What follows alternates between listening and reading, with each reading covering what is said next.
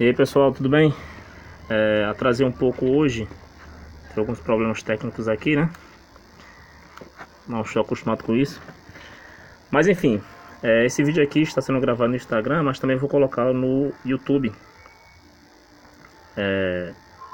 Vou colocar também no YouTube, quando eu der um jeito lá no canal, né? Organizar o canal. E assim, hoje eu quero comentar um pouco sobre dilúvio, né? Sobre a questão do dilúvio, mas não o dilúvio bíblico, né? Também, não só o dilúvio bíblico, mas também alguns dilúvios contados por algumas civilizações. Vamos de início, vamos supor que realmente o dilúvio é só uma lenda, é só uma lenda, uma história contada por, né, pela filosofia judaico-cristã, que é mais conhecida.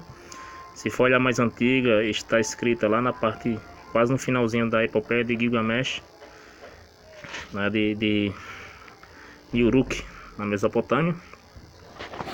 E como ela é mais antiga, datada, né, geologicamente, enfim, como ela é mais antiga, a gente vai se basear, né, na ideia principal da epopeia de Gilgamesh, e a gente vai ver que as outras historinhas também tem algo bem parecido, certo? No final eu vou expor minha opinião com relação a isto, né, com relação à história do dilúvio, mas a princípio vamos partir todos do suposto que é só uma lenda, é só uma história contada por alguns povos, tá bom? Bem, como eu falei, a versão mais antiga é sobre a epopeia de Gilgamesh, certo? A epopeia de Gilgamesh, eu vou só comentar um pouco sobre a epopeia, porque realmente quem já leu a história é muito bem interessante. Algumas coisinhas que temos em nossa civilização hoje, que vêm estão tiradas da epopeia de Gilgamesh aqui, certo? Alguns ditados, alguns símbolos, né, que eu vou citar para vocês aqui, algumas ideias que influenciaram pensadores, tá? Como por exemplo Platão, como por exemplo Maquiavel, certo? Então quando Maquiavel escreveu O Príncipe, ele tirou uma ideiazinha aqui da epopeia de Gilgamesh, com certeza, certo? Bem, a história ela está, né, na região ali da Mesopotâmia. Deixa eu só pegar aqui, ver corretamente a idade aqui, certo?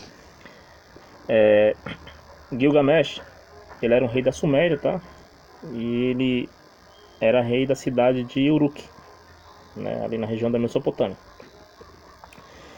E assim, ele reinou por volta de 2700 anos antes de Cristo, né? Só que a epopeia foi escrita 700 anos depois, aproximadamente 2000 anos de Cristo, ok?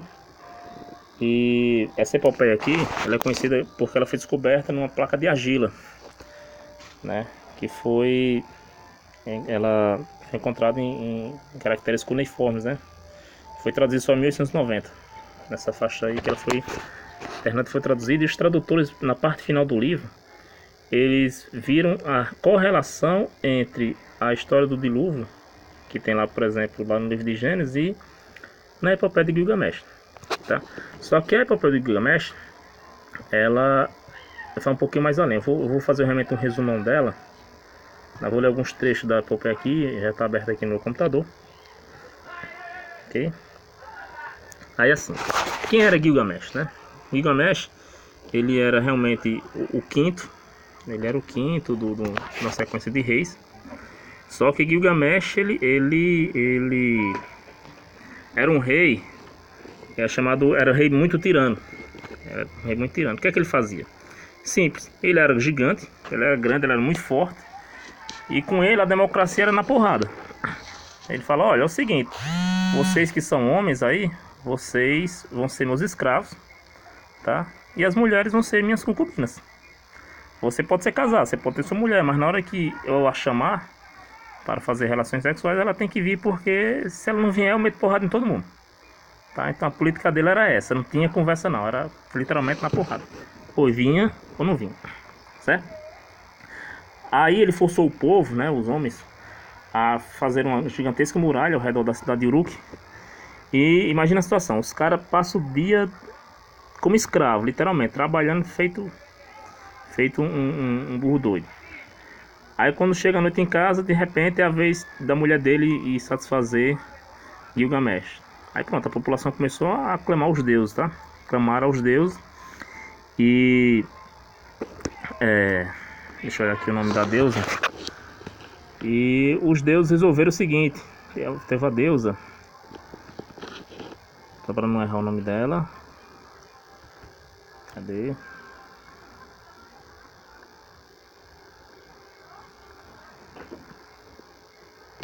Não está aqui. Só um minutinho, tá?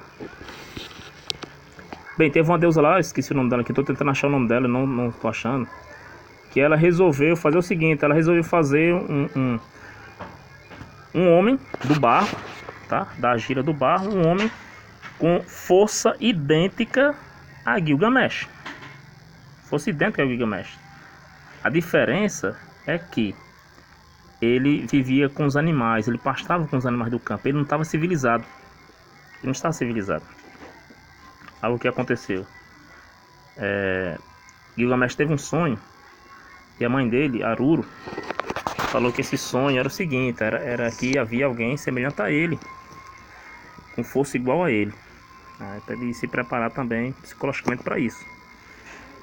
E ele realmente soube, né? E a população também soube que existia essa pessoa. Foi que o povo fez? O povo fez o seguinte, olha, vamos civilizar esse homem, né? O nome dele é Enkidu, tá? É Enkidu. E foi o que fizeram. Simples, como ele pastava com os animais do campo, ele era muito peludo, né? Não era civilizado, então o que foi que fizeram para civilizar ele? Levaram uma prostituta até ele, tá? Levaram uma prostituta dele, uma concubina literalmente uma concubina de Gilgamesh, né? E ela se deitou com ele e ele se humanizou. Existe um ditado aí que diz o seguinte, né? Que a prostituição, né? A prostituta, no caso, a prostituição é a profissão mais antiga do mundo. Por quê? Porque no livro mais antigo, com relação à escrita mais antiga, está falando sobre a prostituta. Por isso que se fala que a prostituta é a profissão mais antiga do mundo, certo? Então ela o civilizou, deitou-se com ele, tirou os pelos dele e disse, olha, agora é hora de você enfrentar lá Gilgamesh. Um abraço aqui pra Nayeli.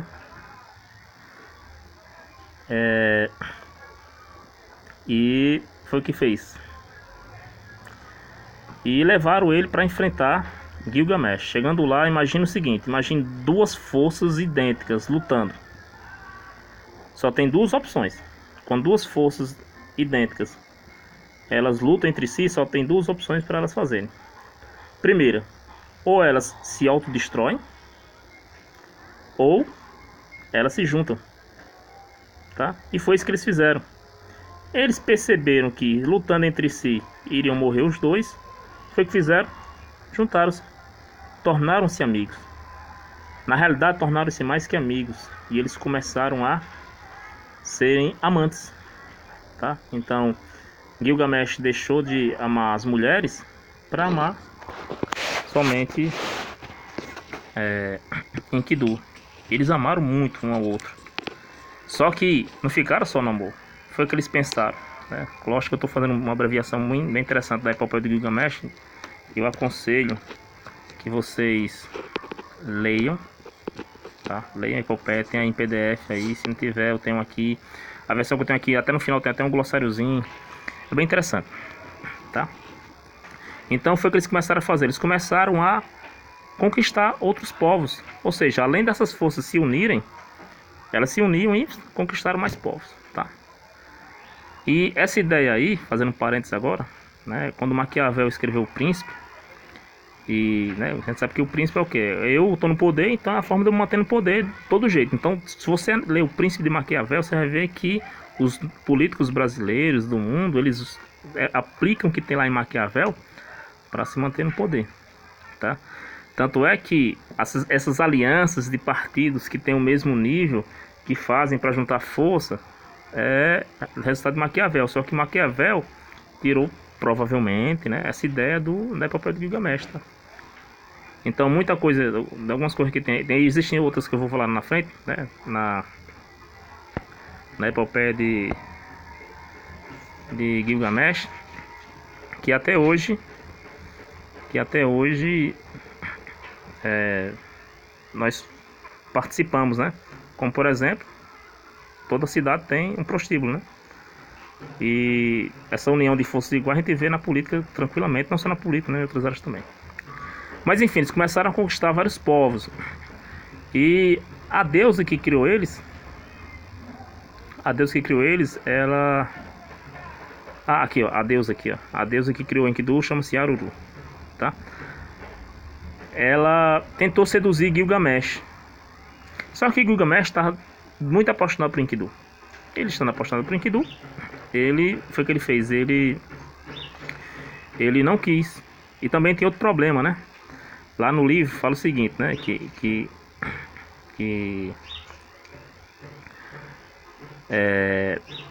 Se deitar-se com essa deusa, morreria.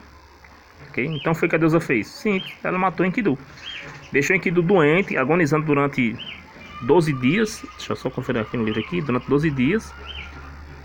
Tá? E deixou ele agonizando e matou ele. Tá?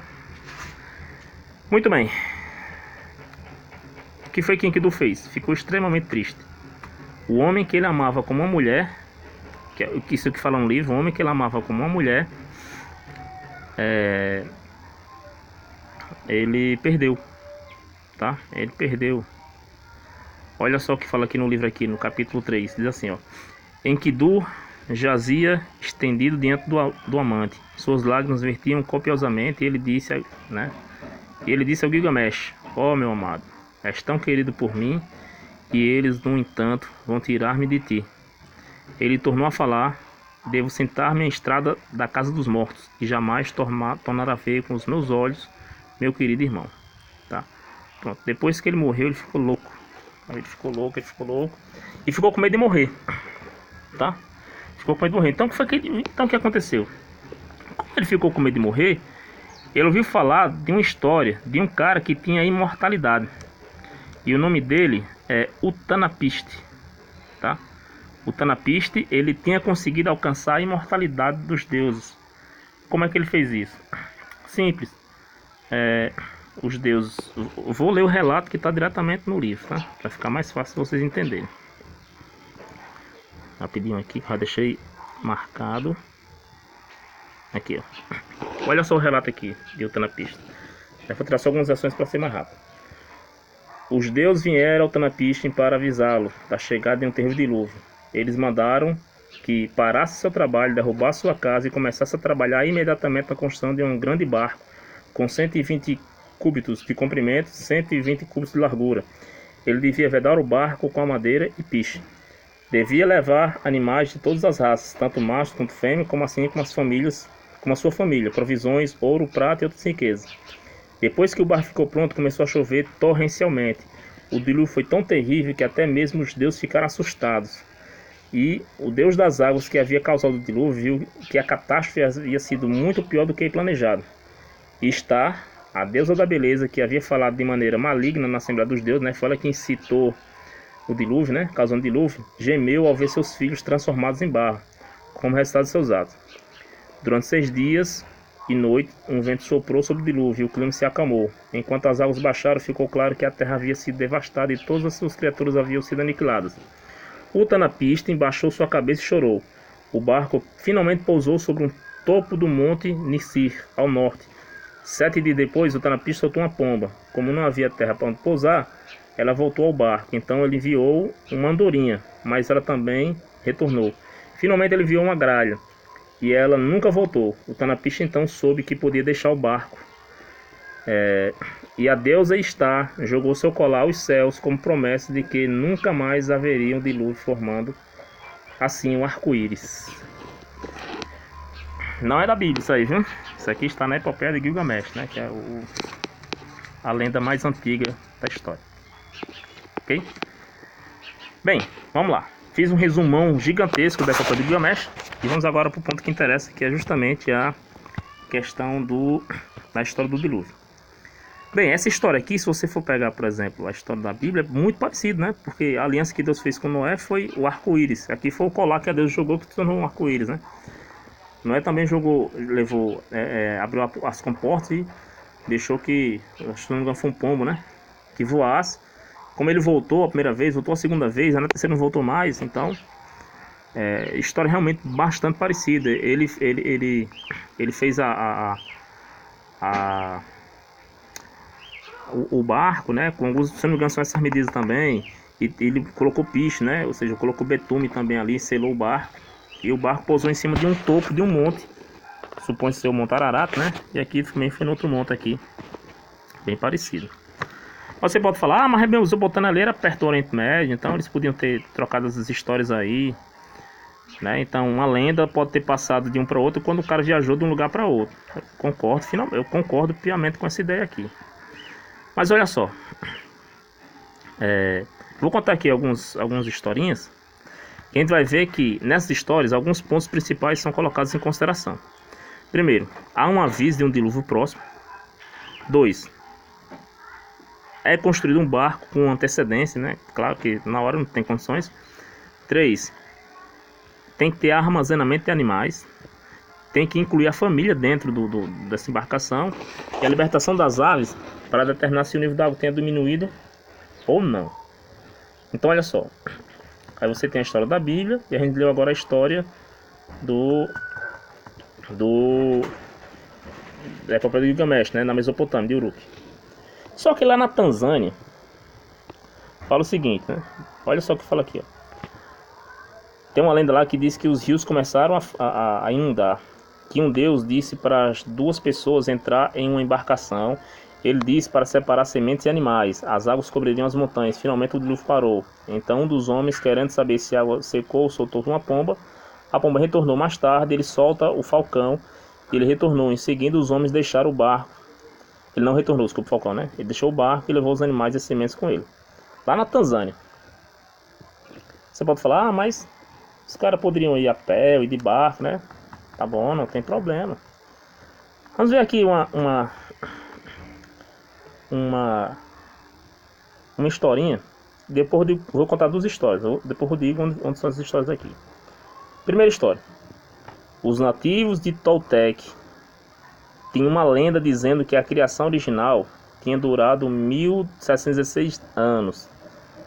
E foi destruído por um dilúvio, onde somente uma família sobreviveu. Onde é Toltec? Digo já. Segundo, teve um império que tinha a seguinte história. Que tinha um homem chamado Tapi. Ele era piedoso. Ele foi avisado pelo Criador que ele deveria construir uma arca. Ele foi instruído a levar sua esposa, um par de cada animal que estava vivo, para sua arca. Naturalmente todos pensavam que esse terra estava ficando doido, né? Assim como também lá na Bíblia lá. Mas começou a chover e veio o dilúvio. Os homens e animais tentaram escalar as montanhas, mas as montanhas foram inundadas também. Finalmente a chuva parou. Tapi soltou uma pomba, ela não retornou. No manuscrito acabei de dizendo aqui, ó. No manuscrito asteca, denominado como Código de Borgia, você pode olhar na internet que tem lá também, a história do mundo dividida em idades, né? E das quais a última terminou com um grande dilúvio produzido pela deusa Chalchihuitlicue. Ou seja, a primeira foi no México, aqui foi no Império Azteca, né? Que pegou boa parte da América. Você pode falar, os caras lá na Mesopotâmia e os caras aqui na América contando a mesma história. Como é isso? Os caras mandaram um WhatsApp, foi? Ó, pessoal, a gente tá aqui mais ou menos no ano 3.000, 4.000 aqui antes de Cristo e vai ter um dilúvio, viu? Mandar aqui o WhatsApp aqui. Então cada civilização monta uma família aí, vou colocar uma arca aqui, um barco, tacar os animais dentro. Percebe a situação? Se fosse tudo naquela região ali, tranquilo, beleza, a gente pode justificar a questão de que alguém teve a cultura, tá? Teve a cultura lá e de escrever coisa de escrever não, na realidade a escrita foi necessária para poder manter a história. Se você pegar qualquer civilização, toda civilização, mesmo hoje com a escrita que nós temos hoje, muitas tradições são passadas de pai para filho, né? São passadas oralmente, de forma oral. Como por exemplo, as 3 noites de escuro, né? Quem nunca ouviu falar nas 3 noites de escuro aqui? Percebe? É uma história que é passada de geração em geração de forma oral. Não tem nada escrito isso em nenhum canto sobre isso. Percebe? Só que nessa época aqui, no início das civilizações, não tinha escrita. Então o que eles faziam? Eles passavam isso de forma oral. Lembrando que no começo eu falei que a gente está supondo que o dilúvio é um mito. Tá? A gente está supondo que o dilúvio é um mito para podermos chegar numa conclusão final. Tá bom? Bora lá, vamos continuar aqui. Então, no México, o Império Azteca fala sobre isso. Lá nos Estados Unidos, né, temos muitas lendas sobre tribos indígenas. Por exemplo, tem uma tribo aqui, a tribo Ojibwe, que tem vivido em Minnesota desde 1400. Houve um tempo em que a harmoniosa maneira de viver cessou. Homens e mulheres começaram a se respeitar as famílias de tribos e começaram a brigar entre si. Isso entristeceu a Gitche, que é o criador.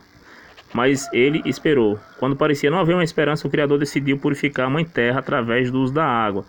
As águas vieram inundar a terra e pegaram todos de surpresa. Somente poucos seres viventes sobreviveram. Aí tem um nome aqui maluco aqui. O Einabuhu sobreviveu agarrado a um tronco de madeira, flutuando, juntamente com outros animais. Nos Estados Unidos, lá em Minnesota. E aí, como é que o pessoal lá da Mesopotâmia, lá de Uruk, eles passaram essa mensagem aí pro pessoal aqui das Américas, por exemplo. Tem na China, tem do Império Inca, tá? Então, observe que todas essas civilizações aqui falam a mesma história. Ah, mas é diferente. Tem um que fala que teve um reino de deuses, outro foi só um deus. Sim, claro. Por quê? Porque quando você passa uma história de forma oral, né, aquela brincadeira do telefone sem fio, começa num canto a história e termina lá do outro lado. Pode não terminar igual, né? Mas a história foi contada, pode terminar diferente, entendeu? Mas em si a essência tá bacana. Está sem som? Nossa, ei, obrigado. Sabia não, tá sem som não acredito não. Mas eu tô gravando aqui, não sei se tá pegando som mesmo com a gravação. Ok?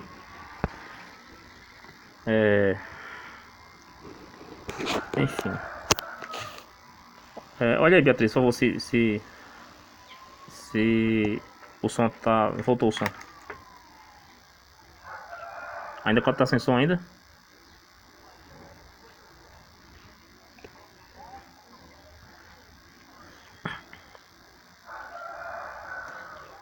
Enfim, continua aqui, tá? Não recebi a resposta.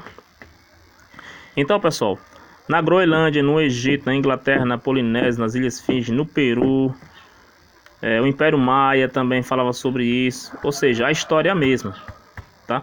Supõe-se que até a Atlântida, a famosa Atlântida, desapareceu no dilúvio, né?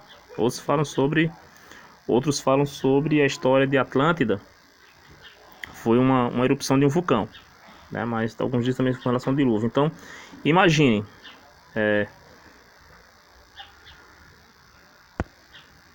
tranquilo, meu irmão? Então imagine civilizações lá na Mesopotâmia, supostamente criando essa história do dilúvio, e passou por Oriente Médio, né? Foi lá para o povo judeu, que escreveu, né? Moisés escreveu lá na Bíblia, que passou para o pessoal de Minnesota, nos Estados Unidos, o pessoal no Peru, para o Império Azteca, para o Império Maia, o pessoal da Tanzânia. Eita, não estão ouvindo som, né? Deixa eu vou encerrar aqui.